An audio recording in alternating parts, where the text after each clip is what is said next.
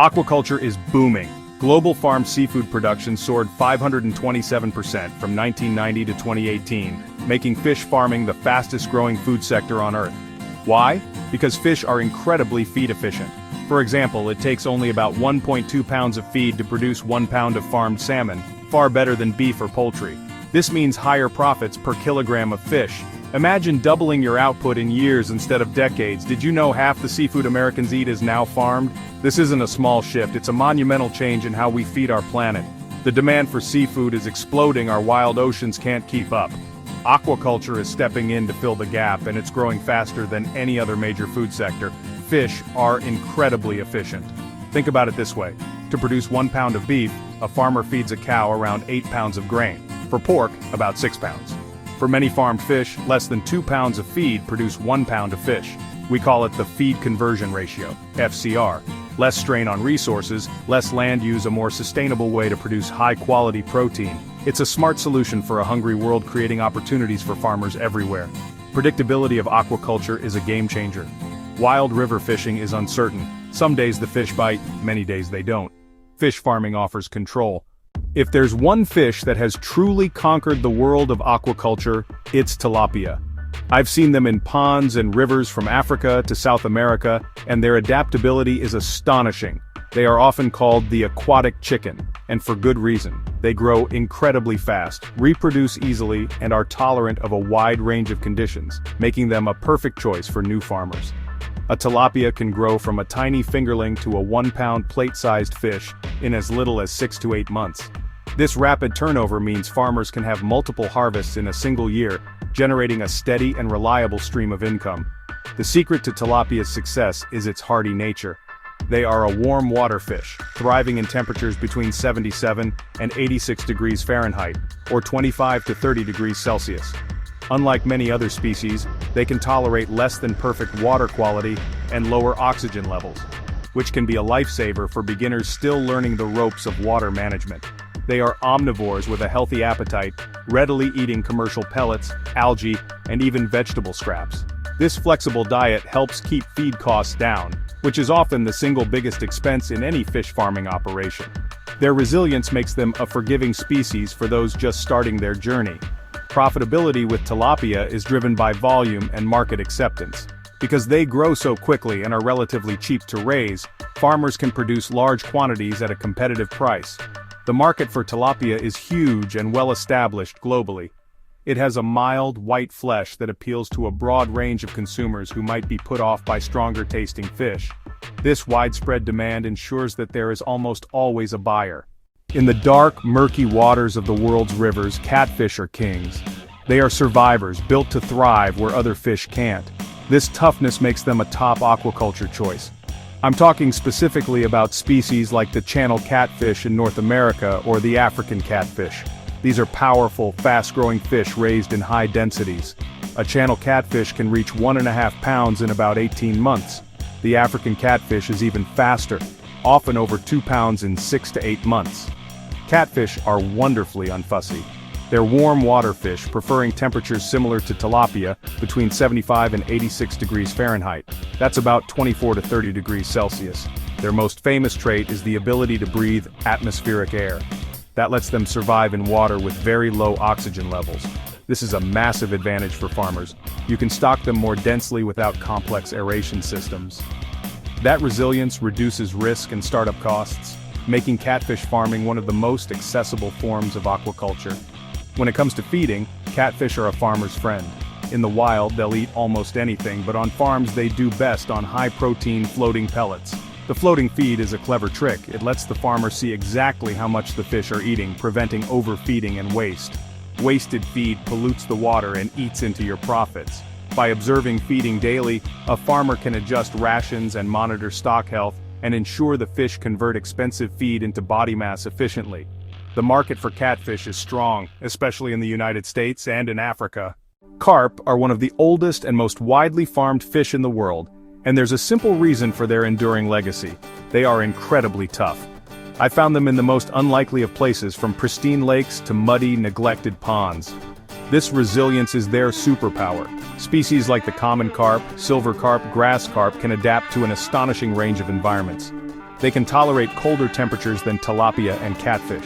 They are generally very resistant to diseases. For a farmer, this hardiness means lower risk and less intensive management. Growth rates for carp are impressive. In a well-managed pond with supplemental feeding, a common carp can reach a marketable size of 2 to 4 pounds in about 2 years.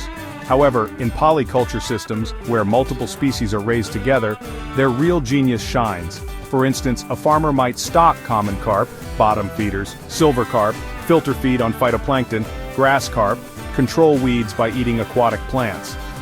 This creates a balanced, self-sustaining ecosystem. Each fish fills a niche, maximizing the pond's productivity and turning waste into growth. What's truly remarkable about carp is their diet. Many species are not reliant on expensive, high-protein commercial feeds. Grass carp are herbivores that can be raised almost entirely on aquatic plants or even grass clippings from the land.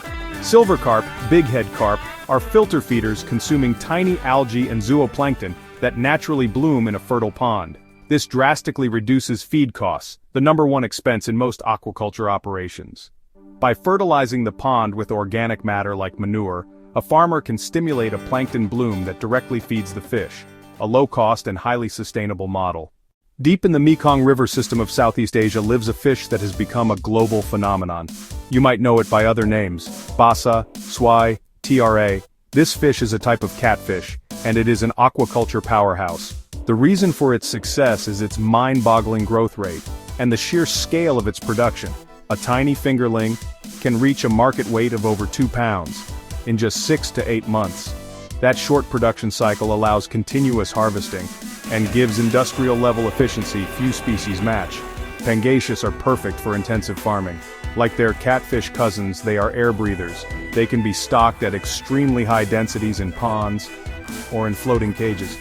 A single cage in the Mekong can produce tons of fish in a tiny footprint. They need warm water, 77 to 86 degrees Fahrenheit, 25 to 30 degrees Celsius. This is why the industry concentrates in Vietnam, Thailand, and Cambodia. Ideal year-round temperatures allow non-stop production. Feeding these vast schools efficiently is key to profitability. Pangasius are omnivores fed commercial pellets formulated for rapid growth. Feed is a major cost, but fast growth and efficient feed conversion make the economics work. The result is a product that has taken over supermarket freezer sections worldwide. Barramundi, also known as the Asian sea bass, is a true predator of the coastlines. I've fished for them in the wild estuaries of Australia, Southeast Asia, and their explosive power is unforgettable. This energy translates directly into rapid growth, making them a rising star in aquaculture. In the right conditions, a barramundi can sprint from a small fingerling to a 2-pound plate-sized fish in under a year. For farmers looking to produce a larger 6-pound fish for fillets, the grow-out time is still an impressive 18 to 24 months. This speed makes them a highly attractive commercial species. This fish is a survivor, adaptable to both fresh and salt water, a trait known as being euryhaline. While they can be grown in freshwater ponds, they truly excel in saltwater or brackish water environments. They are a tropical species demanding warm water, ideally between 79 and 86 degrees Fahrenheit or 26 to 30 degrees Celsius, to maintain their vigorous appetite and growth. This makes them a perfect candidate for farming in coastal areas across Southeast Asia, Australia, and even in warmer parts of the United States. They are typically raised in floating net cages in coastal bays or in land-based, high-tech recirculating aquaculture systems. As a carnivorous predator, barramundi require a high-protein diet. In a farm setting, this means a specially formulated pellet made from sustainable fish meal and fish oil. The market for barramundi is premium and growing fast. While many of the world's fastest-growing farmed fish thrive in the heat, there is a champion of the cold, clear streams: trout. Specifically, the rainbow trout. I've spent many hours on pristine rivers, admiring the beauty and fighting spirit of these fish. In a farm setting, that same vitality leads to reliable and relatively fast growth. A rainbow trout can grow to a pan-sized portion of about 1 pound in 9 to 12 months. This predictable growth cycle has made it one of the most well-established and successful aquaculture species in temperate climates around the world, from North America to Europe and Chile. Trout are demanding. They need 2 things above all else: cold water and clean water. They thrive in temperatures between 54 and 64 degrees Fahrenheit, or 12 to 18 degrees Celsius. Once the water gets too warm, they become stressed, stop eating, and are susceptible to disease. They also require high levels of dissolved oxygen, similar to the fast-flowing mountain streams they inhabit in the wild. This means trout farms are often located near springs or rivers with a constant supply of cold, fresh water. Many farms use raceways, long, narrow channels with a continuous flow of water, to replicate these conditions, ensuring the fish are always healthy and active.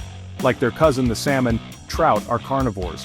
On the farm they are fed a high-protein pellet rich in fish meal and fish oil, which is necessary to support their growth and maintain the rich flavor and texture they are known for. While this feed is a significant cost, trout have a very good feed conversion ratio, often around 1.2 to 1. Careful feed management is crucial to profitability. Of all the fish in the sea, perhaps none has captured the commercial imagination quite like salmon. I've seen the incredible upstream journey of wild salmon, a true spectacle of nature. The aquaculture industry has harnessed this fish's amazing life force to create one of the most valuable seafood commodities on the planet. Atlantic salmon, the primary species farmed, is a marvel of modern aquaculture. It takes approximately 2 to 3 years for a salmon to grow from an egg to a harvest size of 8 to 12 pounds, a longer journey than many fish, but one that results in a highly prized and profitable product. Farming salmon is a complex two-stage process that mimics their natural life cycle. The journey begins in land-based freshwater hatcheries. Here, the eggs are hatched, and the young fish, called fry and then parr, are carefully raised in tanks for about a year. Once they reach a stage called smolt, they are physiologically ready to move to salt water. They are then transported to massive circular net pens located in sheltered, cold-water coastal fjords and bays. This is where they will spend the next 1 to 2 years, feeding and growing into the large, powerful fish that consumers know and love. Salmon are carnivores with a demanding diet. To achieve their rich flavor, vibrant color, and high levels of healthy omega-3 fatty acids, they are fed a carefully engineered pellet. This feed contains a mix of fish meal and fish oil, along with plant-based proteins and a natural pigment called astaxanthin, which gives their flesh its characteristic pink-orange hue. This feed is the single largest cost in salmon farming, and the industry is constantly innovating to find more sustainable ingredients. The efficiency of converting this expensive feed into high-value salmon is the absolute core of the business model. The global market for farmed salmon is colossal. We've journeyed through the world of aquaculture and met some of its fastest-growing champions, from the warm pond workhorse tilapia to the cold water king salmon. The most important lesson is this: there is no single best fish to farm.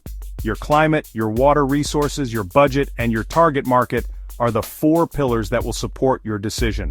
Choosing the wrong fish for your environment is a recipe for disaster, but matching the right fish to the right place is the first step toward a successful harvest. Let's break it down by climate. If you live in a tropical or subtropical region with warm weather year-round, your best bets are the heat lovers: tilapia, catfish, pangasius, barramundi. Tilapia are fantastic for beginners, catfish are fantastic for beginners, pangasius suits larger commercial operations, barramundi suits larger commercial operations. These fish turn warm water into rapid growth. For farmers in these regions, they represent the most direct path to profitability. If you are in a temperate or colder climate, your options shift to the cold water contenders. Rainbow trout for inland farmers with access to clean, cold freshwater. Atlantic salmon for cold, sheltered coastal waters. High value but high cost. Carp sits in the middle, able to tolerate a wider range of temperatures, making it a versatile option in many temperate zones. Ultimately, the journey into fish farming begins with research. Before you buy a single fingerling, you must do your homework. Talk to local agriculture extension officers, visit other fish farms in your area, and study your local market. What are people eating? What will they pay a fair price for? Start small,